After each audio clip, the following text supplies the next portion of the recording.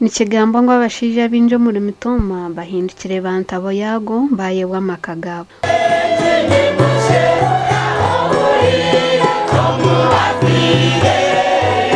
Abashubuzi batana batandikireho tauni ya Kashenshero muri mitoma bwana mukuru wabo bangize parishi nuwayebembiro kuzikandi haine tande yakomira abashija abari kucera hamabara babone kusasura bibi mugwe mukore muti bonyishiraho nyine ko yine budget enzasaye omwani tuye musingari oteka taku yasemba omwani amajani entochi embusi ente omongoko business yoyine kali izata income expenditure za shora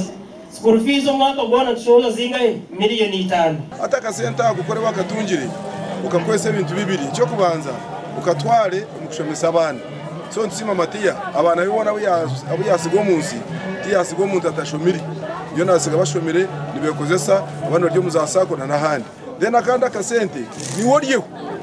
kakuraguriza ushemerero tutera karuru kubusinge muri kumukujumira namureke gambe byawe babitaminzani ubwo gambe ibi tureba kubiha abantu batorane makire. Omugenzi gaju aiture kansa yo mutuma kandi aferira hamya 50 kandi n'umukazi we ndwahereze kufa ari kwitondwara niyemwe ameza 2 nyuma barambura twamuraguza twamugambira yakimanye so kuruguru turambarira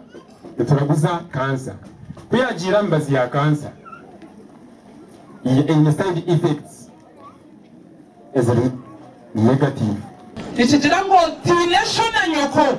obone kumarebero byinjo mu nsomo numwisha kubimaramu ahabwo kubo musire mu mureberire gasha kwa Ben Muhozi.